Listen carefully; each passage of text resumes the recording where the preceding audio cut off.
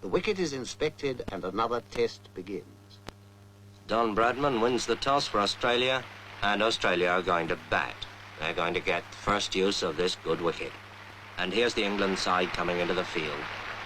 Yardley leading them, and here's Tom Dollery, Jim Laker, Dennis Compton and Douglas Wright of Kent at the end. And then, out of the pavilion gate, come Australia's opening pair, Barnes and Morris, Morris in the cap. And Alec Bedser of Surrey begins the bowling from the nursery end. Fast medium right arm comes in, bowls to Barnes outside the off stump, and it bounces off Evans' pads. Bedser again. Bowls again to Barnes and again beats him outside the off stump. And the first over's a quiet one, a maiden. And Alec Coxon of Yorkshire bowls the second over from the pavilion end. Elbows well out, comes in, bowls to Morris. Morris forces him away on the onside, and the Australian innings is underway. The first run's up on the board. And so another historic test is underway. Watched by the press of half the world. Watched too by appraising eyes in the pavilion. Eyes that have seen many a cricketer come and go.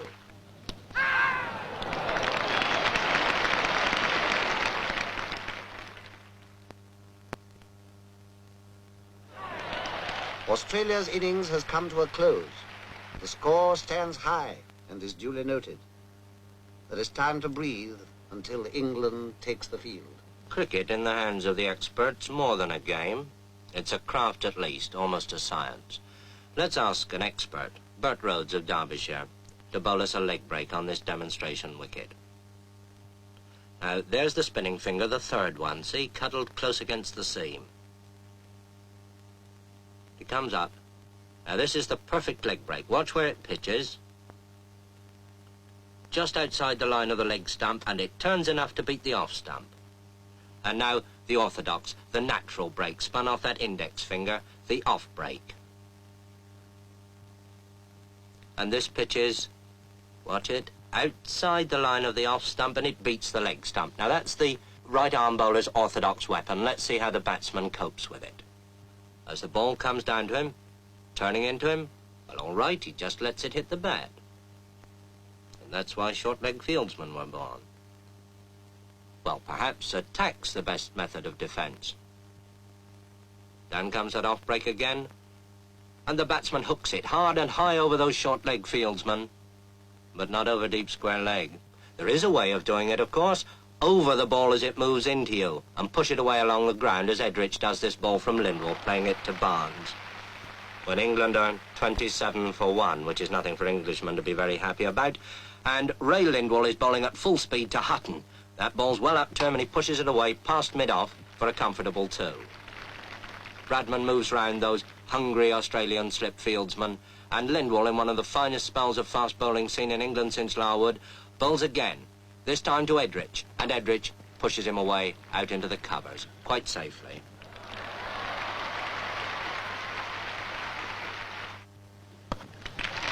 And it takes Doug Wright at number 11 with a wild swing over the bowler's head, sky high up there into the long field, to save England from the follow-on.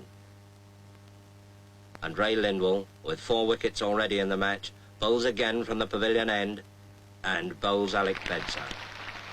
And England are all out for 215, 135 behind Australia on the first innings. But now Australia have started their second innings. Bedser bowls to Barnes, his in-swinger, and Barnes puts it away, down to long leg. Round comes Hutton, fielding at long leg, and there's that quick low throw to Godfrey Evans. And now Wright bowls to Morris, and he's out.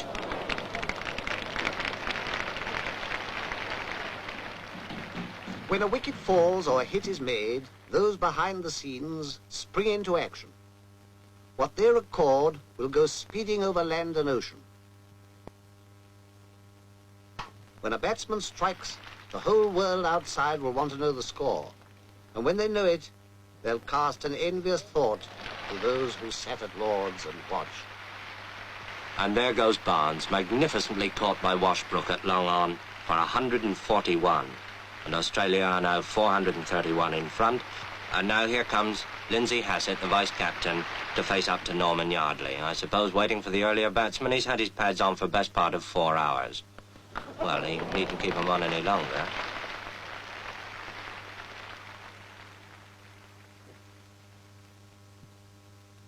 Meanwhile, the Don bats on. Don Bradman, on his last Test tour and playing his last Test innings at Lord's.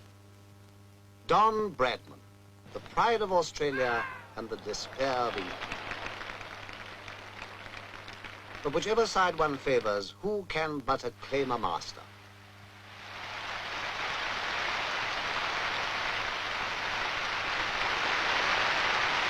Bradman, whose name now joins the golden pageant, will Rain stop play? Anxious eyes survey the wicket. Willing hands turn too. But fate is kind and the battle is renewed. All through a cloudy afternoon they struggle on. The English batsman extra careful, heavily conscious of each wicket as it falls. England want 596 to win, and Hutton's out for 13, and England 42 for 1 wicket. And now Toshak bowls to Edrich. Ian Johnson catches him at first slip. Edrich is out. England 52 for 2 wickets. And in trouble. Everything depends on the man who now comes out of the pavilion. Dennis Compton. And with Hutton gone, England's last real hope. So they fight on, a battle of muscle, sinew, and eye. For this is cricket at its finest, calling forth a quality deep in men, the calmness of a Compton on a sticky wicket when the world is watching. England, 106 for 3, want an impossible 490 to win. Impossible? Well, Compton's still there. And here's Big Bill Johnson with that bucking, bridling run coming in to bowl to him. And Compton's out. England's last hope of the impossible. And now, Toshak bowls to Coxon. Toshak thinks he's out. Umpire thinks he's out. Coxon thinks it's a shame. Now it's all over, bar shouting. The day wears on.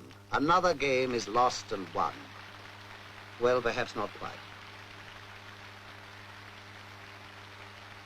Defeat has come to England, and to Australia, victory. Australia takes the Ashes.